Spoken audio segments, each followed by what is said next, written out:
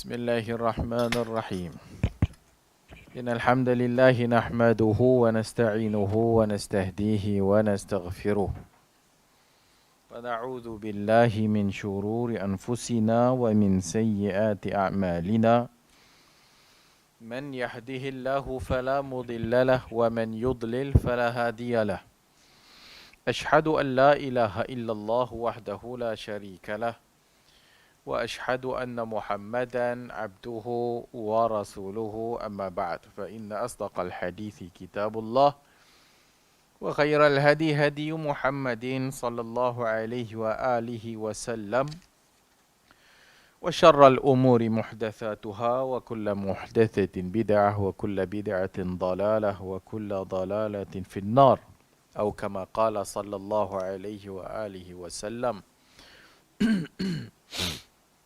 Hadis yang terakhir adalah hadis 450 dari Jabir radhiyallahu anhu qala kana an-nabiy sallallahu alaihi wa alihi wasallam yajma'u baina ar-rajulain min qatla Uhud fi thawbin wahidin thumma yaqulu ayyuhum aktharu akhdhan lil-Qur'an fayuqaddimuhu fil lahad walam yughassalu walam yusalla alaihim. Dari Jabir radhiyallahu anhu katanya, adalah Nabi sallallahu alaihi wasallam menghimpunkan di antara dua orang yang telah pun syahid dalam medan Uhud fi thawbin wahidin, dalam pakaian ataupun kafan yang satu. Thumma yaqulu, kemudian Nabi bersabda, ayyuhum aktsaru akhdhan lil Qur'an, ayyuhum, yang mana yang lebih banyak padanya Al-Quran, fayuqaddimuhu fil lahad, maka hendaklah didahulukan ke lahad, walam yughassalu, dan tidak dimandikan, walam yusalla alaihim, dan tidak disalatkan atas mereka. Antara faedah yang telah kita sebutkan daripada hadis yang telah kita baca pada kuliah yang lalu adalah kemuliaan mayat. Kemuliaan mayat, di dalam hadis ini Nabi sallallahu alaihi wasallam menyatakan ayyuhum aktsaru akhzan lil Quran, yang mana satu lebih banyak Al-Quran padanya, fayuqaddimuhu fil lahad, maka didahulukan ke al-lahad, dan tidak dimandikan dan tidak dikafankan. Jadi mana-mana saja yang ada kelebihan, sama ada dia hafizul Quran ataupun dia seorang alim, seorang yang ada ilmu, maka dia itu didahulukan ke lahad. Sebagaimana dia itu dimuliakan sewaktu hidup, begitulah dia dimuliakan sewaktu telah pun meninggal dunia.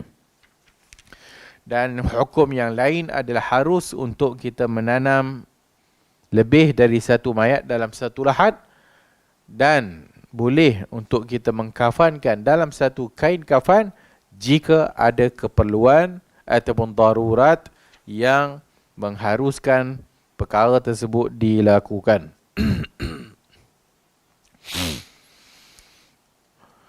Qala Syekh Muhammad ibn Ibrahim Ali Syekh, berkata Syekh Muhammad ibn Ibrahim Ali Syekh, wala yajuzu nabshul qubur lianna hadha ihanatu lil mauta, adalah tidak diharuskan, haram hukumnya menggali kubur, menggali semula kubur, lianna hadha ihanah, kerana dengan perbuatan menggali semula kubur itu adalah ihanatan, adalah suatu menghina lil mauta, menghina kepada mayat, wa ma'lum anna lahum hurmah, dan diketahui bahawasanya bagi mayat-mayat itu juga ada kehormatan.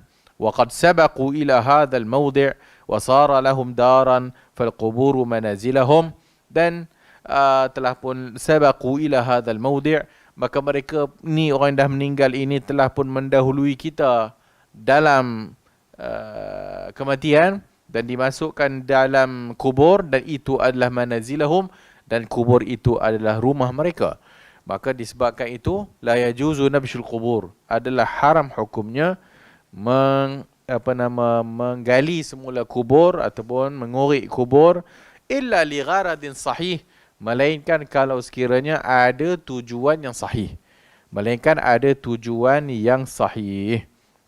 So kalau ada tujuan yang sahih, ada tujuan yang memerlukan kepada mayat tersebut digali semula, seumpama kalau sekiranya mayat itu ditanam sebelum dimandikan atau dikafankan dan yang seumpamanya, maka dikorek balik dan dimandikan dan dikafankan dan ditanam semula. Fa'an Jabir ibnu Abdullah, dari Jabir ibnu Abdullah, ata Nabi sallallahu alaihi wa alihi wasallam Abdullah ibnu Ubay ba'dama dufin. Telah Nabi sallallahu alaihi wa alihi wasallam datang kepada Abdullah ibnu Ubay ba'dama dufin, setelah mana dia ditanam. Fa akhrajahu, dan dikeluarkannya. Fa nafatha fihi min riqihi fa albasahu qamisahu, maka dikorek semula dan Nabi sallallahu alaihi wasallam mengkafankannya ataupun menyuruh anak kepada Abdullah bin Ubay bin Salul mengkafankan dengan baju Nabi sallallahu alaihi wasallam. So jika ada keperluan, tapi kalau sekiranya tak ada keperluan saja-saja dan keperluan itu tidaklah masuk keperluan dan tidak darurat, maka hukum menggali kubur adalah haram. Kerana macam disebut tadi oleh Syekh Muhammad ibn Ibrahim Ali Syekh, menggali kubur ataupun mengorek semula kubur itu adalah suatu tindakan penghinaan kepada mauta. Kenapa disebutkan kalam Syekh Muhammad ibn Ibrahim Ali Syekh ni? Adalah bab mayat itu ada kemuliaan. So mayat ada kemuliaan apabila didahulukan kepada lahat. Adalah orang yang paling hafaz Quran. Orang yang ada Quran kepadanya, maka didahulukan ke dalam lahat. Dan telah pun kita sebutkan lahat itu tujuannya apa? Tujuannya adalah sebagai penghormatan kepada mayat. So bila kita masukkan mayat dalam rumah dia, itu kubur yang baru ni, maka kita menyorokkan dia ke dalam lahat, masukkan dia dalam bilik sebagai penghormatan kepada mayat.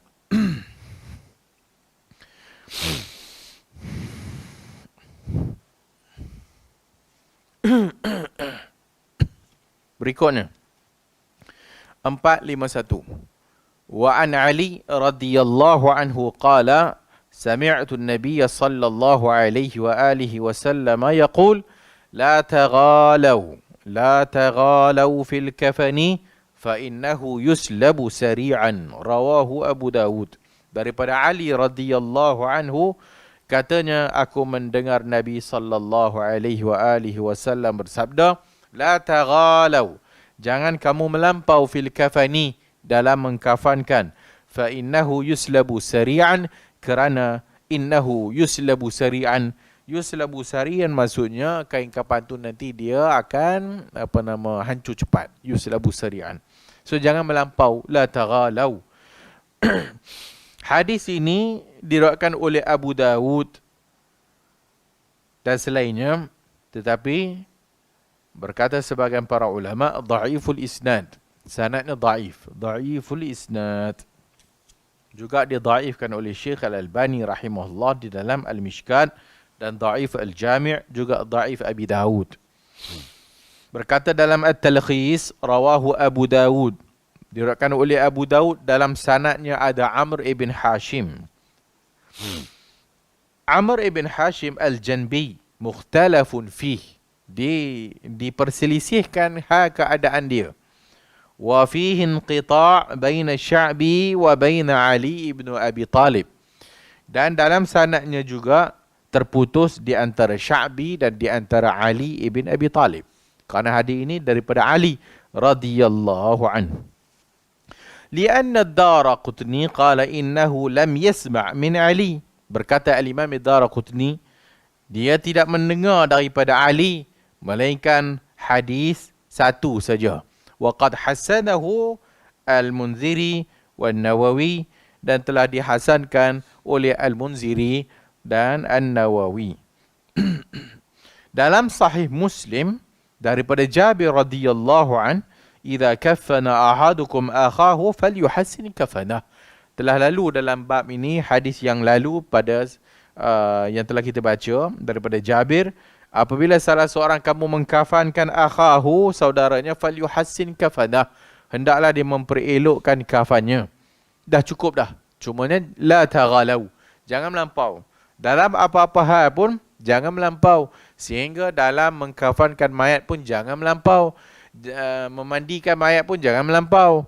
Ada orang memandikan mayat habis dijuluk-juluk hidung kawan tu. Melampau-lampau lah. Maksudnya lebih-lebih sangat. Cukup basuh hak yang zahir. Sehingga apa dalam mandi jenazah kita panggil aktiviti meruang. Meruang maksudnya buang najis tak. Dia pun pergi tekan, tekan lagi, dia tekan lagi. Dah keluar lagi, tekan lagi, dia tekan lagi. So, melampau. Cukup tekan pun ala kadar, hak mana keluar basuh, hak yang mana dah dalam tu dah cukup lah. Jangan dikurik-kurik dan sebagainya. Kerana tak boleh melampau. Dalam apa pun tidak boleh melampau. Hadis ni dhaiful isnad, sanad dhaif. Tapi la taghalau fil kafan, samalah. Jangan melampau di dalam bab kafan. Telah pun lalu hadis elokkan kafan. Cukup dah. Elokkan kafan tapi jangan melampau dalam mengkafankan mayat. Kerana dalam tindakan melampau, contoh dia pergi mengkafankan mayat, dia pergi cari kain yang mahal, kain yang beribu-ribu harganya dan sebagainya, itu melampau lah. Melampau dalam kafan kerana disebut fa'innahu yuslabu sari'an. Kerana dah masuk dalam kubur, hak benda-benda ni semua akan hancur. Mayat tu akan hancur, kain tu pun akan hancur. Maka tidak ada faedah. Islam tak suka melampau dan Islam tak suka membazir. Al-mustahabbu an yakuna al-kafan min al-thiyabil bid al-qutun al-adiyah. Yang mustahabnya, mayat itu dikafankan dalam kain cotton putih yang biasa. Jangan melampau-lampau, jangan beli mahal-mahal. Wa an la yakfanul mayyiti mahma kanat manzilatahu min al-thiyabil fakhirah. Dan tidak seharusnya seorang itu mengkafankan mayat walaupun mayat itu kedudukannya tinggi dalam masyarakat. Min al-thiyabil fakhirah, dengan pakaian yang mahal. Wa malabisil ghaliyah kama annahu la yuzadu fil kafani syar'i. Dan tidak juga kita menambah-nambah daripada bilangan kapan yang syar'i. So, dia pergi kapan mayat itu dengan 7 kali, 8 kali, 9 kali lapisan, 10 kali lapisan. Ini melampau. Walikulli naw'in minal mauta qadarin ma'lum fil kafan. Al-kafan yubla. Kapan itu akan lusuh. Kapan akan kain kan? Nanti dia akan lusuh. Dan wa ta'kuluhul arda sari'an. Dan apabila dah masuk dalam bumi akan hancur dengan cepat sekali. Fala ma'na lil mughalat fihi, dan tidak mempunyai faedah melampau-lampau dalam kafan. Wa ikhtiyaruhu min albisati rafi'ati syahira, dengan mengambil kapan yang daripada jenis kain yang cantik, yang mahal, tak perlu. Fa inna hadha yadkhulu fi bab as-saraf, kerana dia masuk dalam bab as-saraf, melampau, membazir. As-saraf wal khuyala, sehingga kadang-kadang mayat ataupun pengurusan jenazah pun boleh membawa kepada khuyala, sombong. Bila pengurusan mayat tu dah mati dah, hak yang menguruskan mayat tu berbangga-bangga pula tu. Dengan macam-macam majlis, macam-macam upacara, macam-macam mahal kain dan sebagainya. So ini akan menimbulkan hak warisnya rasa bangga diri lah. Kesian mayat tu. لا سيما في هذا الموطن الذي استوى فيه الغني والفقير والشريف والوضيع. Dan juga ditambah lagi dalam zaman kini, sama saja orang kaya, orang miskin, ada kedudukan ke tak ada kedudukan ke, orang semua sama saja, masuk kubur hancur belaka. Hancur.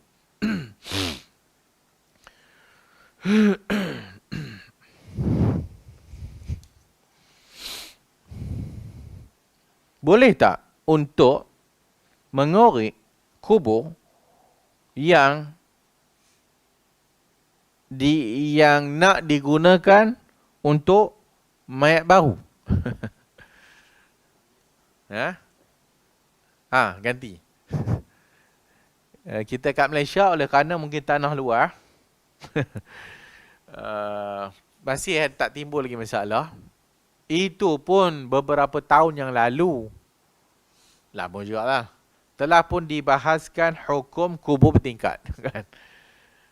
Telah dibahaskan hukum kubur bertingkat. Apa hukum kubur bertingkat? Macam lah sebenarnya tengok kita kerja dan sebagainya. Kubur bertingkat tu, dia buatlah lukisan. Mayatnya ada bawah tu, kemudian macam mana tah, dia bubuh satu lapisan, berikutnya bubuh mayat baru dan sebagainya. Yang dilakukan di negara Arab, kubur dia tak bertingkat. Dia tanya kepada orang hak kubur, maka dia tahulah kubur mana lama, kubur mana hak baru. Orang hak yang pakar ni, maka dia tahu kubur-kubur belah ni semua mayatnya dah reput, dah tak ada dah. Ataupun dah habis, semua dah hancur. Maka kubur-kubur itu dikorek balik untuk ditanam jenazah baru. Wallahu a'lam. So kalau sekiranya mayat telah hancur dan sebagainya, maka boleh, harus hukumnya untuk dikorek dan ditanam mayat yang baru. Tapi kalau mayat itu masih lagi setahun, 2 tahun, 5 tahun pun masih ada lagi, maka hak ni jangan dikorek. Biar mayat ataupun kubur yang telah pun dipastikan mayat di dalamnya itu telah pun cukup waktu yang telah pun hancur dan sebagainya, maka boleh untuk dikorek dan ditanam mayat yang baru.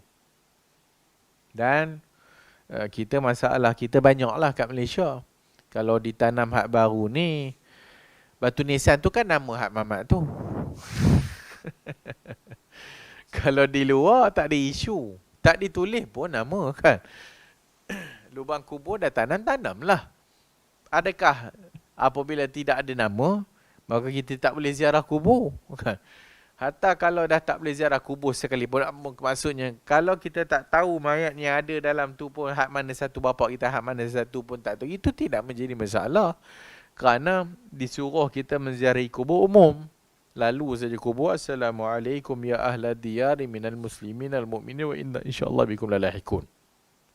Bila kita bagi salam, doakan, pergi melawat kubur, ziarah kubur, kita tahu hak bapak kita ditanam kat sini, tapi dah tak ingat hak kubur mana. Tidak apa, tak ada masalah pun. Tak menjejahkan pun. Yang penting kita dah bagi salam bagaimana yang Nabi ajar. Dan kita telah mendoakan kepada penghuni kubur. Dan dalam masa yang lain kita juga berterusan mendoakan hak saudara mara kita yang dah meninggal. So itu semua tidak menjadi masalah. Yang jadi masalah apabila kubur tu seolah-olahnya macam kita beli. Sedangkan dia tanah wakaf. Kubur adalah tanah wakaf. Jangan jadi macam orang Islam, kena beli. Apabila kena beli dan sebagainya, so maksudnya kita beli tanah tu, maksudnya kita punya lah. Sedangkan tanah wakaf tidak dibeli. Tanah wakaf adalah tanah yang diwakafkan untuk menanam mayat orang Islam lah. Perkuburan orang Islam. Sebab itu bukan hak kita. Dan tanah yang ditanam bapak kita, itu bukan hak kita. Itu adalah tanah wakaf. Yang mana apabila telah pun berlalu tahun-tahun yang sehingga mayatnya telah dipastikan hancur dan sebagainya, jika sekiranya tanah tak cukup, bila dah tak cukup tanah ataupun sampai ke peringkat darurat dan tak boleh dah ada tanah yang lain, maka boleh dikorek kubur lama, maka ditanam jenazah yang baru. Wallahu a'lamu bis-shawab.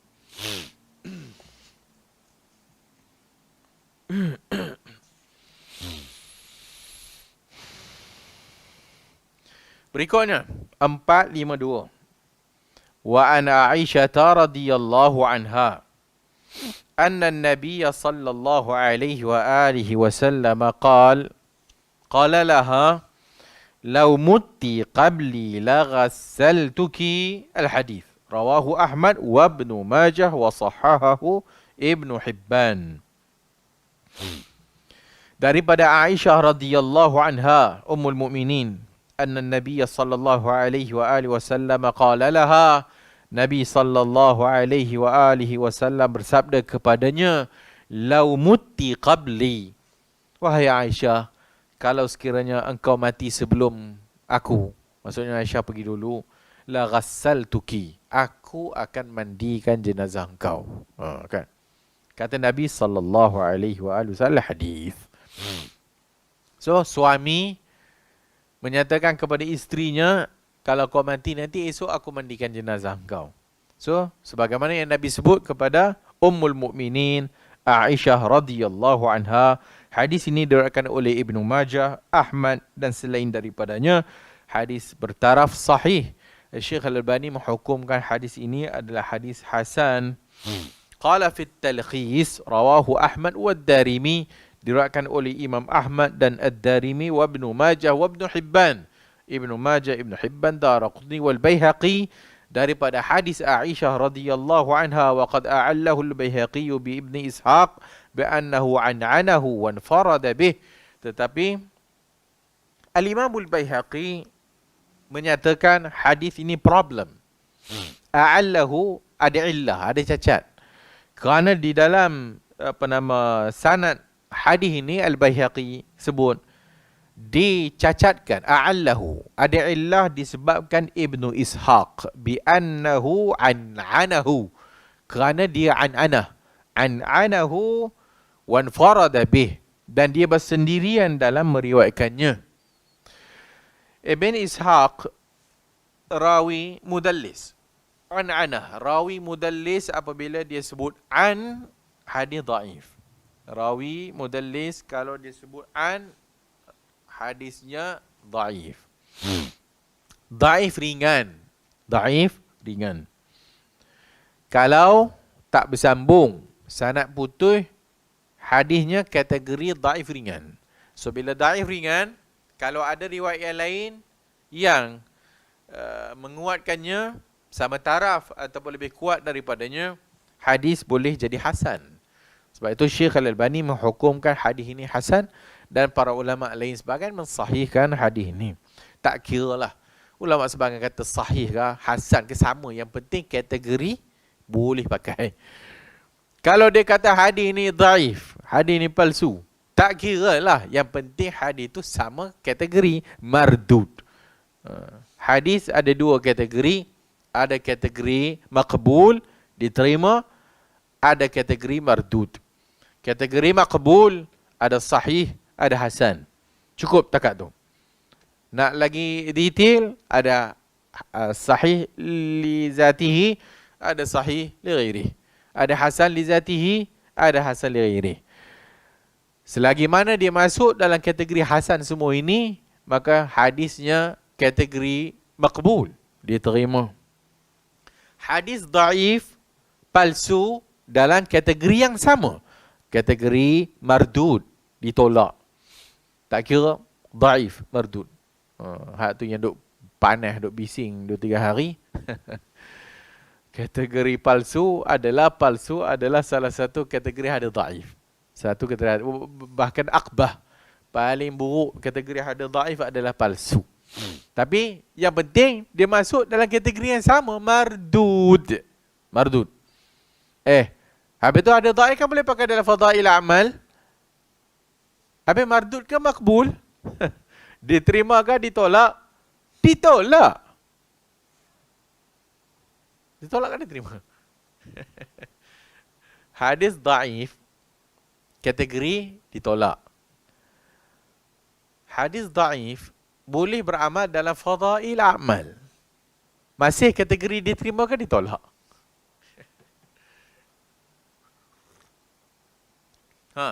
Kategori ditolak kan? Kategori ditolak. Apa makna boleh beramal dalam fadailul a'mal? Ada syarat tak? Ada syarat. Syarat kategori hadis dhaif nak beramal dalam fadailul a'mal ada syarat. Satu, mesti dhaif ringan. Satu mesti dhaif ringan. Dhaif ringan ni kategori mardud ke makbul? Mardud. Ditolak. Tapi syarat pertama ni adalah dhaif ringan. Dhaif ringan maksudnya sanad putus. Maksudnya rawi kurang lemah ingatan. Yang tidak sampai ke dhaif berat. Apabila dhaif berat, maksudnya rawi itu ditahmah pada adalahnya. Rawi ditahmah pada adalah, maka jadi dhaif berat. Selagi mana di kategori dhaif ringan, boleh beramal dalam fadailul a'mal Tapi still dalam kategori ditolak. Tak faham lagi susah. Kadang-kadang hak PhD hadis pun tak faham. Hak ada PhD hadis pun tak faham. So hadis dhaif, apa orang kata? Poin utama hadis dhaif adalah kategori mardud, ditolak. Kemudian kita bahas hadis dhaif dalam fadailul a'mal, boleh beramal di dalam fadailul a'mal dengan syarat. Satu, dhaif ringan. Yang kedua, mesti ada asal yang sahih daripada Quran atau hadis sahih. Yang kedua syaratnya, mesti ada asal yang sahih. Sama ada dari Quran ataupun hadis sahih. Itu syarat kedua. Adakah dia jadi makbul? Tak, kan? Dia still tertolak. Tapi syarat untuk beramal dalam fadailul a'mal, satu, dhaif ringan, ditolak. Tapi syarat pertamanya dhaif ringan. Yang kedua, mesti ada usul yang ataupun mesti disokong dari usul yang sahih. Usul yang sahih. Ada hadis dhaif ringan bercakap tentang mesti berbuat baik kepada mak bapak. Boleh tak diamalkan? Boleh dalam fadail amal kerana usulnya ada dalam Quran. Wala takul lahuma uffin wala tanharhuma faqul lahuma qawlan karima. Dan ada hadis sahih yang cakap tentangnya. Dan baru kita ambil hadis tu, ada sikit tentang galakan untuk buat baik kat mak bapak yang kita pakainya dalam fadail a'mal kerana ada usul yang sahih daripada Quran dengan sunnah. Still, syarat yang kedua, tidak bermakna hadis dhaif makbul. Tidak bermakna hadis dhaif diterima. Yang ketiga, tidak disandar kepada Nabi sallallahu alaihi wasallam. Kategori diterima ke ditolak? Ditolak. Kerana tidak boleh disandar kepada Nabi sallallahu alaihi wasallam. Kenapa tak boleh sandar kepada Nabi? Kerana tidak mencukupi syarat hadis sahih. Tak mencukupi syarat hadis sahih. Kalau tak faham juga, aku tak tahu. Yang ada PhD hadis pun pergi belajar balik. Okey, patah balik kepada hadis ni. Hadis ni adik Ibn Ishaq. Anak-anak. Apabila rawi mudallis, dia kata an daripada, maka itu tidak dikira sambung. Dia dikira putus. Mesti ada hadis lain yang menyokong. Melainkan rawi mudallis ini, kalau sekiranya dia kata haddathani atau akhbarani, baru dikira sambung. Kalau rawi mudallis kata akhbarani atau haddathani, telah menceritakan kepadaku, maknanya sambung. Kalau rawi mudallis kata an, hadisnya dhaif, tak boleh dipakai. Wan farada bihi walakinnahu lam yanfaridu bihi bal taba'ahu alaihi Salih bin Kaysan. Kemudian dikata walakin lam yanfaridu bih. Tapi hadis ni tidak ada satu, ada banyak lagi hadis yang lain yang taba'ahu, hadis mutabi'. Taba'ahu maksudnya datang dari perawi sahabat lain. Datang meriwayatkan hadis yang seumpama yang sama, iaitu hadis Salih ibn Kaysan. Waqad mala Ibn al-Jawzi ila inda Ahmad wa Nasa'i, di sisi Imam Ahmad dan Imam Nasa'i, wa sanadul hadis ala syarti Syekhan, dan sanad hadis mengikut syarat Syekhan, mengikut syarat Syekh Al-Bukhari, Al-Bukhari dan Muslim. Waqad mala Ibn al-Jawzi ila tashihihi, dan cenderung Al-Imam Ibn al-Jawzi mensahihkan hadis ni. Hadis ni sahih, hadis ni sahih. Berikutnya 453. Wa an Asma bintu Umais radhiyallahu anha anna Fatimah radhiyallahu anha awsat an yughsilaha Ali radhiyallahu anhu, rawahu ad-Daraqutni. Dari Asma bintu Umais radhiyallahu anha adalah Fatimah radhiyallahu anha awsat, mewasiatkan ayyughassilaha Aliyun. Fatimah mewasiatkan yang memandikan jenazahnya itu suaminya Ali radhiyallahu an. Rawahu Daraqutni. Asar ini asar yang hasan. Berkata dalam At-Talkhis, rawahu Al-Baihaqi min wajhin akhar, diriwayatkan oleh Imam Al-Baihaqi dalam jalan yang lain dan sanadnya hasan. Wa qad ihtajja bihi Ahmad wa Ibn al-Munzir. Imam Ahmad, Ibn al-Munzir menghujahkan dengan hadis ini, dan rijalnya itu siqat ma'rufun, dikenali. Wa akhrajahu al-Hakim, dikeluarkan oleh juga hadis ini oleh Imam Al-Hakim juga. Wa hasanahu Ibnu Hajar, dihasankan oleh Al-Imam Ibnu Hajar Al-Asqalani rahimahullah. Maka apa yang kita dapat daripada dua hadis ni? Pertama, hadis Nabi kata kepada Aisyah radhiyallahu anha. Yang kedua, asar Fatimah wasiat supaya suaminya mandikan dia apabila dia mati. Maka diharamkan bagi lelaki untuk memandikan mayat wanita. Diharamkan bagi lelaki untuk memandikan mayat wanita dan wanita memandikan mayat lelaki. Maksudnya, lelaki dimandikan oleh lelaki. Adapun jenazah wanita dimandikan oleh oleh wanita. Walau kana ar-rajulu muhriman lil mar'ati fala yajuzu an yughassil ar-rajulu ummuhu wa ibnatahu wa ghairihima min maharimihi. Termasuk kalau mak kita pun patutnya orang perempuan mandikan. Melainkan laki bini. Melainkan laki bini. Qala fil Mughni, dalam Al-Mughni, huwa qawlu aktsari ahli ilmi. Itu adalah pandangan banyak di kalangan para ulama. Wa ajazahu Malik wa Syafi'i inda darurah. Adapun Imam Malik wa Syafi'i mengharuskan kalau darurat. Kalau darurat, mayat jenazah wanita itu tak ada wanita yang boleh mandikan dia. Maka lelakilah mandikan dia. Wasta'zamahu al-Imam Ahmad wa ghairuh.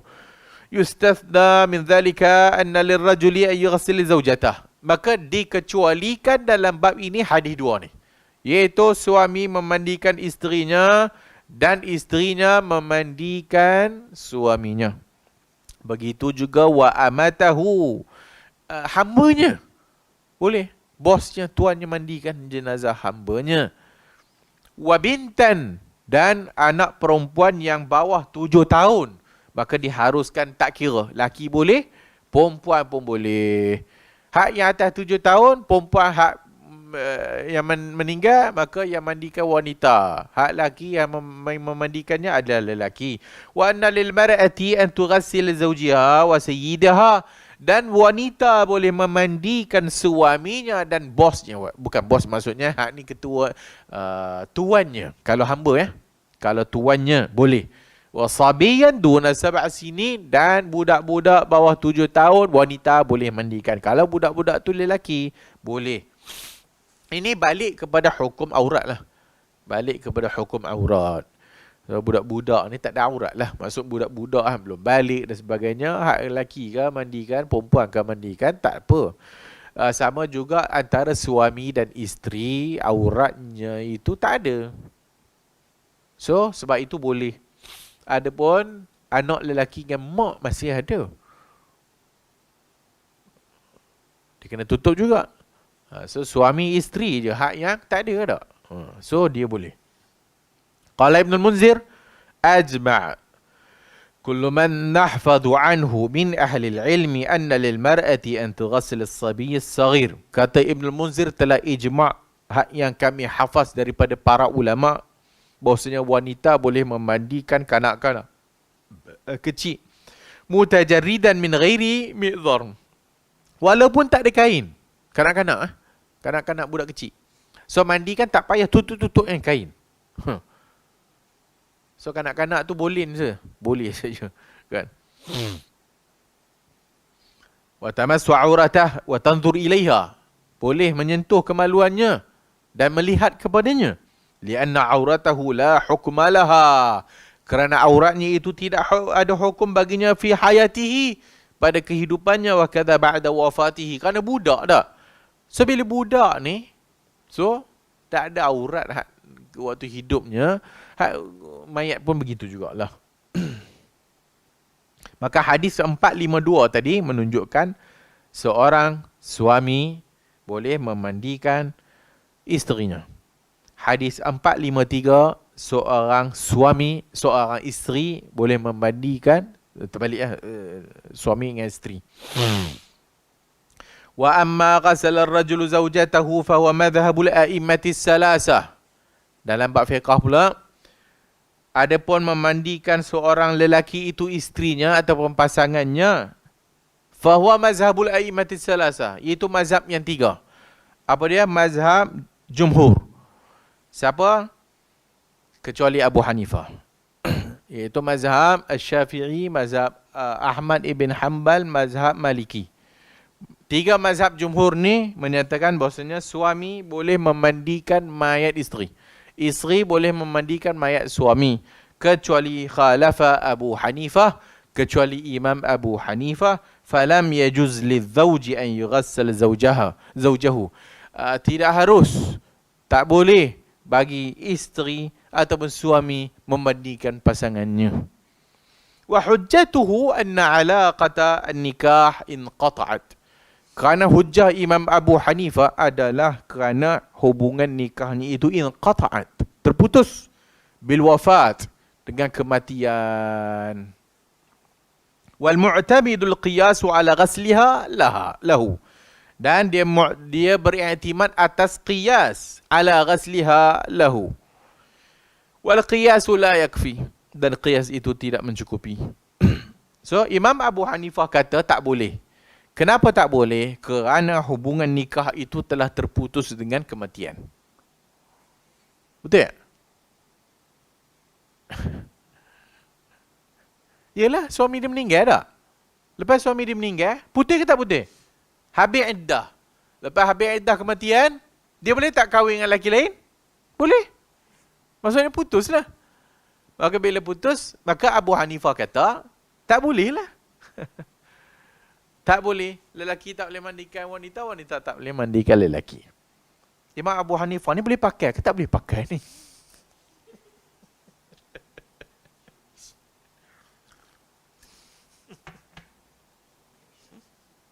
Ha? Kau orang yang cakap tu tak boleh pakai.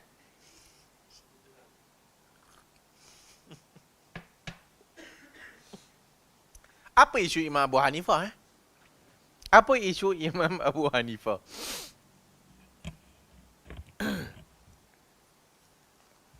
Ada tak di kalangan ulama-ulama kita yang menolak Abu Hanifah?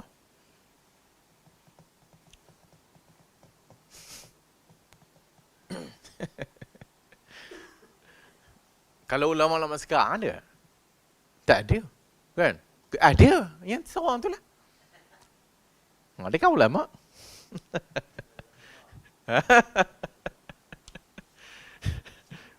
Ular dan semak dan menyemak. Dalam hadis dhaif. Dalam hadis dhaif tak? Itu dhaif. Apa makna Imam Abu Hanifah dhaiful hadis? Apa makna Imam Abu Hanifah dhaiful hadis? Lemah hadis. Adakah dia tu lemah? Adakah dia tu tak boleh pakai? Apa maksud dhaiful hadis? Dhaiful hadis kerana ingatannya.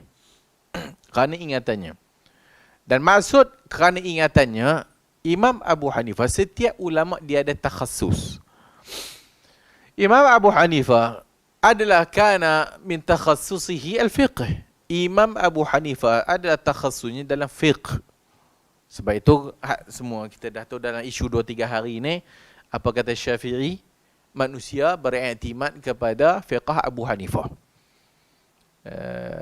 Maksudnya beriktimad, maksudnya bergantung kepada fiqh Abu Hanifah. Dalam hadis dia ingatannya dikatakan dhaif. Adakah apabila disebut dhaifu fil hadis, dhaif, ad-dha'fu fil hadis, lemah dalam hadis, adakah bermakna itu adalah bermakna kawan ini tak boleh pakai? Tak mana? Tak gitu. Dha'ful hadis banyaklah. Banyak keadaan. Imam Hafs an Asim, Hafs ibn Sulaiman dhaiful hadis. Dhaif. Tapi orang pakai dalam Quran. Kerana adalah dia punya bidangnya Quran. Bidangnya Quran. Sebab tu ulama tak tolak. Orang tak tolak riwayat Hafs an Asim. Orang tak tolak. Bahkan kita ni pakai Hafs an Asim. Dia dalam hadis daif. Apa makna dalam hadis daif? Kerana itu bukan bidangnya. Maksudnya dia bukan dia bukan masalah mengkhususkan kehidupannya dengan hadis. Dah. Banyak lagi ulama Hamad, Imam Hamad, banyak lagi ulama-ulama lain yang dhaiful fil hadis. Dhaif. Tapi mereka imam. Min a'immatil muslimin, imam di kalangan imam-imam muslim. Lainlah kalau dia itu akidahnya Mu'tazilah dan sebagainya. Apa masalah Abu Hanifah? Disebut juga dalam bab akidah. Dia kata sebahagian menuduh Imam Abu Hanifah menyatakan Quran makhluk. Sedangkan orang sebut tentang masalah tu. Apa kata anak murid dia Abu Yusuf? Abu Yusuf anak murid yang paling orang kata paling percaya dalam Abu Hanifah. Dia duduk bersama Imam Abu Hanifah berbincang masalah ini selama 6 bulan sehingga Imam Abu Hanifah mengeluarkan kenyataan man qala anil Qur'ani makhluk kafirun. Siapa yang berkata Quran itu makhluk kafir. Kata Abu Hanifah. Kata yang diriwayatkan oleh anak muridnya Abu Yusuf. So Imam Abu Yusuf menyatakan apabila orang duk bercakap macam-macam tentang Abu Hanifah, kata dia menolak Quran, dia kata Quran itu adalah makhluk dan sebagainya, tak betul pun. Dan tidak ada pun lepas daripada itu ulama menyatakan bukan akidah Abu Hanifah masalah, tak ada. Baca syarah juga kepada kitab At-Tahawi. Siapa syarah Tahawi? Al-Izz. Ibnu Abil Izz Al-Hanafi. Dia syarah juga dan mempertahankan Imam Abu Hanifah. Banyak yang mengisbatkan, yang menyandarkan bahawasanya Imam Abu Hanifah berkata Quran makhluk dan sebagainya, semuanya tidak sabit, tidak sahih. Jadi akidah tidak ada problem dalam kepada Imam Abu Hanifah. Dalam bab hadis dia kata dhaiful hadis. Dhaiful hadis. Dhaiful hadis macam kita sebut tadi. Dia adalah kehidupannya hamuhul fiqh. Dan dia tidak takhasus dalam hadis. Berikutnya, ni sebab tu kena baca apa kalam para ulama. Bukan pergi survey, ada je kalam yang mentohmah tak boleh pakai. Habis kalau ada kalam yang mentohmah Syafi'i macam-macam, boleh pakai. Banyak aja. Orang menuduh Al-Imam Al-Bukhari sebagai akidah yang menyatakan Quran makhluk. Ada. Habis nak tolak Al-Bukhari. Kena faham dan kena baca daripada pandangan yang boleh dipercayai. Berikutnya, Al-Imam Abu Hanifah ni munculnya, duduknya di Iraq. Apabila muncul duduknya di Iraq, kita tahu bahawasanya Iraq adalah tempat ahli bidah. Iraq munculnya ahli bidah yang banyak. Sehingga menimbulkan masalah tentang orang nak ambil hadis. Kenapa dalam riwayat ahli sunnah, riwayat Ali ibn Abi Talib tak banyak? Kenapa dalam ahli sunnah, riwayat Ali ibn Abi Talib tak banyak? Disebabkan pada zaman awal, kemunculan Syiah Rafidah yang membuat hadis palsu dan sebagainya, sehingga para ulama pun sangat berhati-hati di dalam meriwayatkan hadis daripada kalau sekiranya ada nama Ali. Bukan bermakna menolak Ali. Bukan bermakna Ali Syiah. Kerana puak-puak Syiah suka buat hadis palsu dan sandar kepada imam. Dan sandar kepada Imam Ahlul Bait. Al-Imam Abu Hanifah duduk dalam kalangan ahli bid'ah yang banyak sehingga dia menjadi begitu berhati-hati dalam mengambil hadis. Bukan dia tolak hadis. Ini pun satu masalah. Orang belajar, oh Imam Abu Hanifah Ahlul Ra'i. Kepala otak Ahlul Ra'i macam faham. Ahlul Ra'i ikut kepala otak. Ahlul Ra'i ikut pandangan. Itu bukan makna Ahlul Ra'i. Itu bukan makna Ahlul Ra'i Imam Abu Hanifah. So dia kata madrasah ahlul hadis, madrasah tu ahlul ra'i. Ada madrasah ahlul hadis pakai hadis. Madrasah ahlul ra'i pakai otak. Tak. Maka dikatakan bahawa Al-Imam Abu Hanifah banyak pakai qiyas. Banyak pakai qiyas. Qiyas adakah dia sumber hukum? Ya. Al-Quran, Sunnah, Ijma', Qiyas. Sepakat semua ulama' itu. Sepakat ulama' menyatakan sumber pendalilan hukum 4 yang disepakati. Quran, Sunnah, Ijma', Qiyas. Qiyas. Qiyas macam mana? Ingat Imam Abu Hanifah suka-suka buat qiyas? Kalau dia suka-suka buat qiyas ikut hawa nafsu, Imam Syafi'i tak tahu ke? Imam Syafi'i tak tahu. Si Imam Syafi'i kata bahawa seorang beriktimat kepada fiqh Abu Hanifah. Al-Imam Syafi'i belajar dengan anak murid Imam Abu Hanifah. Dia tak dan jumpa Imam Abu Hanifah. Imam Abu Hanifah meninggal 150, dia boleh lahir. Imam Abu Hanifah dan ambil ilmu daripada tabi'in, daripada hatta dikata daripada para sahabat. Tinggal lagi dia duduk di Iraq. So, mereka sangat berhati-hati dalam mengambil hadis. Berikutnya, para ulama bila menulis tentang Abu Hanifah, dan bukan Abu Hanifah saja, ulama-ulama lainnya sebagaimana Al-Imam Syafi'i kata, tak ada orang atas muka bumi ini melainkan akan terlepas daripadanya hadis Nabi. Kata Syafi'i rahimahullah, Imam Syafi'i, tidak ada orang atas muka bumi ini yang ada semua padanya hadis Nabi. Tak ada. Tak ada. Pasti ada hadis yang luput daripada pengetahuannya. Memanglah. Yang duk cakap pasal Abu Hanifah ni macam dah semua hadis dia tahu. Baru kena sunnah 2-3 menjak ni je. Apa nama konon. Kan? So, kalau ya pun, tengoklah kalam para ulama besar sikit. Ulama-ulama berikutnya. So, itu keadaan Abu Hanifah. So, Al-Imam Abu Hanifah bukan menolak hadis. Hak tu yang kata Syekhul Islam Ibn Taymiyah rahimahullah, bahawasanya siapa yang kata Abu Hanifah ataupun mana-mana imam di kalangan imam-imam muslimin yang menolak hadis dan mendahulukan qiyas atau akalnya, maka orang ni satu, tak, pertama sama ada dia tersilap, atau yang kedua kalau dia tak tersilap dia ikut nafsu. Orang yang menuduh Abu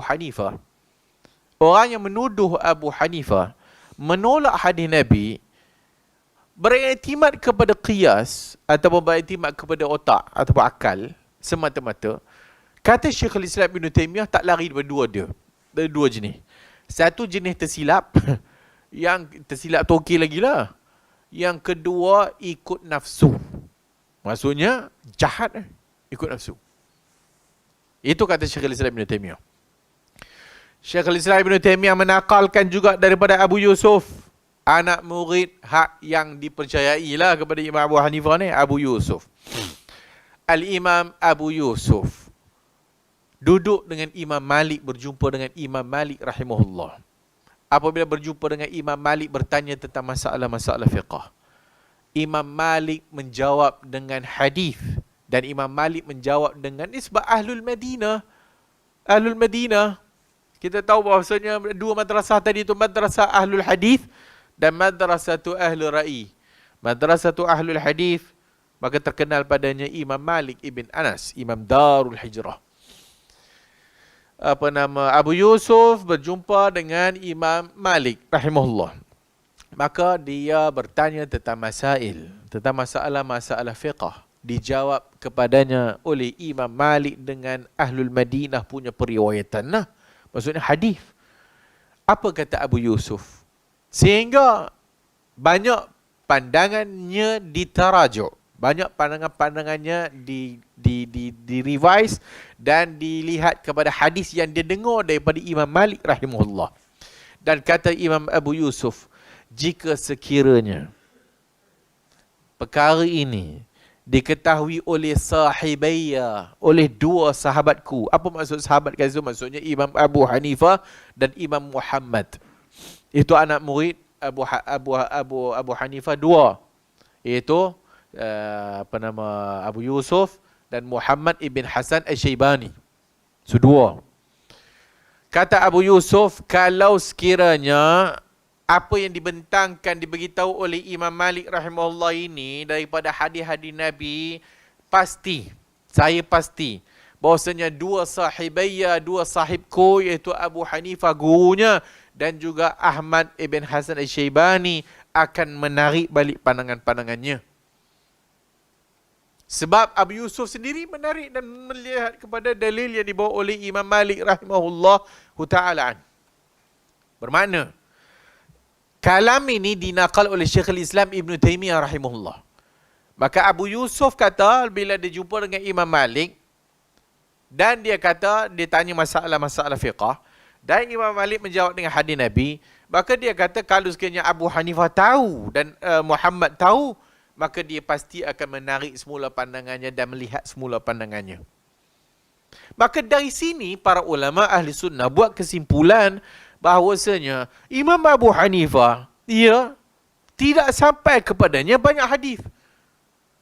Dan kalau sekiranya sampai kepadanya hadis pun masih lagi ada sifat berhati-hati kerana ahli bid'ah ramai. Ahli bid'ah sekeliling Imam Abu Hanifah ramai.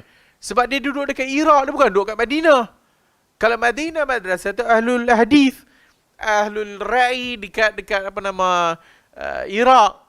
Maka kita pun tahu banyak hadis juga bahawasanya fitnah muncul daripada Iraq. So, para ulama yang duduk di sana sangat berhati-hati dalam masalah ni. Sangat berhati-hati di dalam menakalkan hadis Nabi kerana dibimbangi takut-takut hadis tidak sahih. Maka itu keuzuran yang ulama sebut kepada Abu Hanifah. Di samping tak sampai kepadanya hadis, ya dha'ful hadis, lemahnya Imam Abu Hanifah dalam hadis bukan bermakna at-ta'an kepada adalah imam. Bukan adalah celaan kepada adalah keadilan Imam Abu Hanifah. Sebab itu ulama mengkritik Abu Hanifah dalam fiqh dengan dengan menyatakan keimaman Abu Hanifah. Dia tak macam ahli bid'ah yang lain yang ulama mentahmah dan mengkritik dan menyatakan ditolak, tak dipakai, tak. Maka dikatakan daif dalam hadis, tapi keimaman Abu Hanifah diiktiraf oleh ulama semua. Tiba-tiba datang orang Malaysia, bukan Malaysia. Orang luar Malaysia, duduk Malaysia, boleh cakap Melayu. Boleh baca Arab tapi malas baca. Menuduh macam-macam.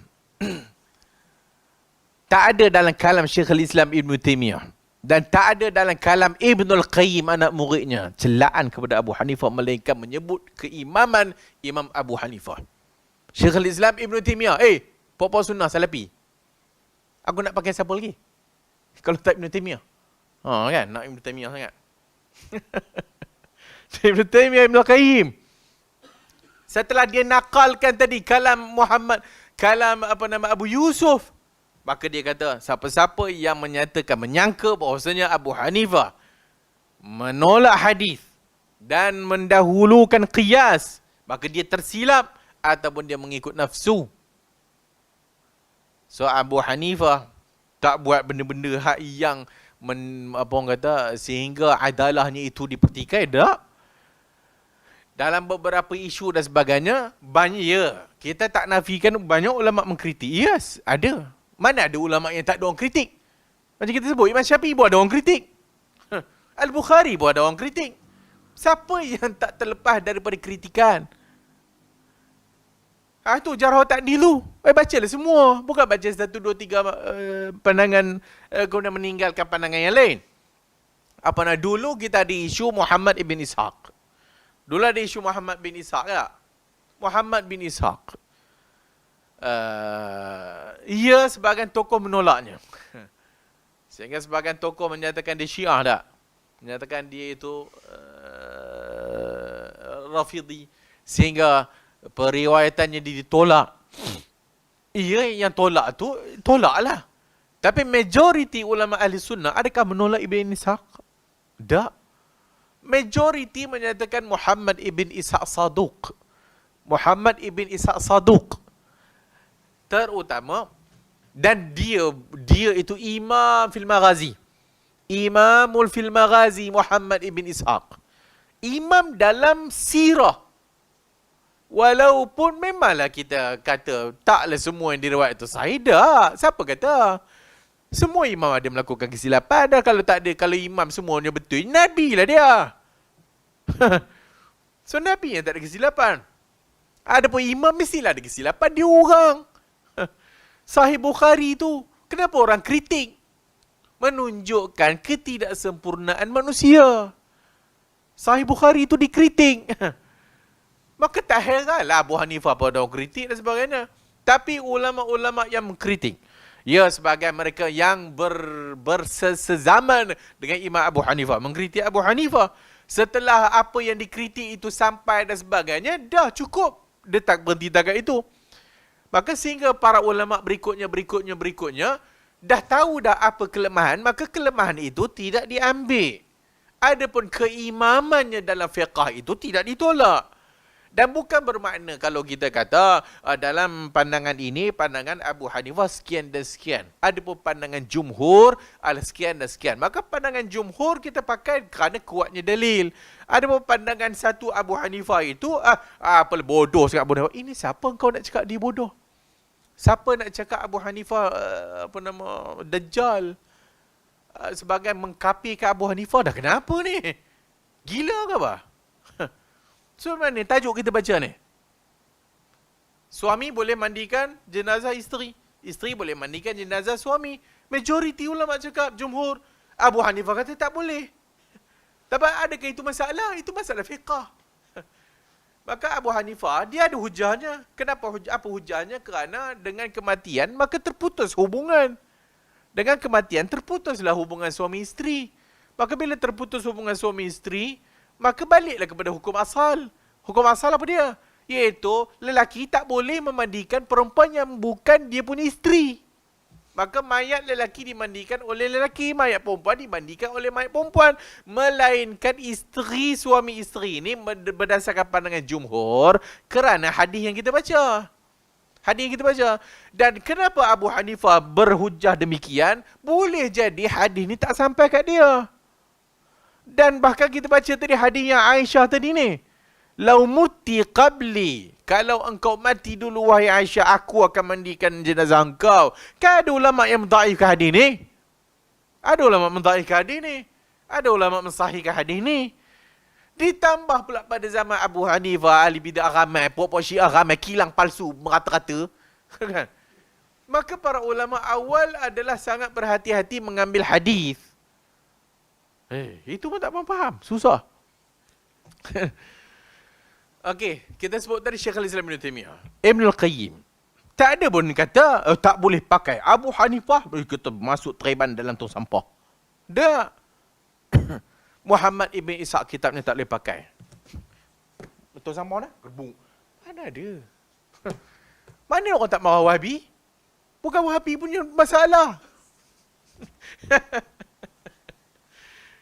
Macam itulah. Mana-mana ulama pun begitulah. Tinggal lagi, dia bukan ahli bid'ah. Akidahnya betul. Bacalah Fiqhul Akbar. Walaupun ada pandangan tentang masalah Fiqhul Akbar. Adakah itu kitab Abu Hanifah tak Abu Hanifah. Tapi masalahnya, semua imam mazhab yang empat, akidahnya sama. Tak ada perbezanya. Beza dalam masalah fiqh, tak ada masalah. Dan berbezanya dalam masalah fiqh, bukan kita pada zaman sekarang nak tuduh mereka menolak hadis. Tak. Maka ini telah dijawab oleh anak-anak murid beliau. Ulama-ulama yang datang kemudian. Kenapa Abu Hanifah begini. Dan apabila telah sampai, maka mereka stop. Mereka tawakuf, tak cakap apa-apa tentang Abu Hanifah. Melainkan memuji Imam Abu Hanifah as a imam. Ibn Baz rahimahullah, Syekh Saleh Ibn Uthaymin, ditanya tentang masalah Imam Abu Hanifah. Bukannya engkau, Bukan engkau ditanya dulu. Ulama Salafi besar ditanya dah. Syekh bin Baz dah ditanya. Ibn Uthaymin dah ditanya tentang masalah ni. Tak ada kalam Ibn Baz, Ibn Uthaymin yang mengutuk Abu Hanifah. Tak ada. Tak ada kalam Ibn Baz, Ibn Uthaymin yang menyatakan bahawa Abu Hanifah ni kafir. Abu Hanifah tak boleh pakai. Hadisnya ditolak, dibubuh dalam tong sampah. Tak ada. Mereka hanya menyatakan, ya, adanya kesalahan sebahagiannya, yang kesalahan itu setelah dibetulkan dah cukup, takat tu je. Jangan lebih-lebih. Dia imam. Engkau siapa? Imam kampung budak. So, bin Baz, Ibn Uthaymin. Siapa lagi ulama Salafi nak urujuk? Kalau tak bin Baz, Ibn Uthaymin. Ada tak kalam Syekh Al-Albani mengutuk Abu Hanifah? Saya cabar je. Tak kejut. Cabar orang boleh belah. Saya cabar. Bawa mana kalam Ibn Baz mengutuk, mengkafirkan, menolak. Tak adanya nama Abu Hanifah dalam hadis. Masalah pada engkau kah? Tak adanya dalam sanad rawi An-Nu'man. Masalah pada engkau kah? Banyak hadis Abu Hurairah. Tak banyak hadis Abu Bakar, hadis Umar. Problem. Kita sebut tadi. Nak cari hadis Ali. Nak dibanding dengan sahabat yang lain. Banyak tak? Kenapa ulama ahli sunnah tak ambil hadis Ali? Macam kita sebut tadi lah. Bukan bermakna kalau tak ada nama Mamat ni dalam periwayatan hadis, maksudnya, kita boleh pakai. Walaupun hadis Ali tak banyak diriwayatkan dalam kitab-kitab ahli sunnah, tetapi hadis-hadis yang di fiqh Ali tu ada dalam hadis-hadis yang diriwayat oleh sahabat lain. Apa masalahnya? So bukannya bermakna tidak adanya daripada An-Nu'man, daripada Abu Hanifah. Nampak tak dia tak ada. Ulama tak ambil. Apa masalah kau? Kalau dia tak ambil, buat apa masalahnya? Banyak lagi ulama lain yang tak ada. Kalau ada dalam sanad pun dhaif pun, apa masalahnya? Tak ada masalah. Dan kalau sekiranya ada sekalipun nama dia dalam sanad dhaif, ada sanad lain ataupun jalan periwayatan yang lain yang merupakan hadis yang sama, tapi tak belajar, boleh dikuatkan antara satu sama lain. Apa masalah kau? Boleh kan bodoh saja. Tak ada perkataan lain lah. Ni baru kita kata luhumul ulama masmum. Daging ulama ni racun. So Allah merahmatilah orang yang tahu kadar diri dia. So kalau dah kadar diri pun tak ke mana, sibuk nak mempertikaikan hak ulama, hak yang ulama lain pun menerimanya, apa masalah? Eloklah banyak lagi baca, dan bacalah tentang Abu Hanifah. Tentang adakah ulama menolak beliau, tak boleh pakai dan sebagainya, maka tetaplah kau nak kritik macam mana pun, tetaplah nama Abu Hanifah tu harum, dan tetaplah nama Imam Abu Hanifah tu imam di kalangan imam-imam muslimin, dan hanya engkau tu tidak seumpama seekor anjing hak menyalak ke bukit saja. Wallahu a'lamu bis-shawab. Habis dah. Hadis yang berikutnya 454 kita sambung lain kali.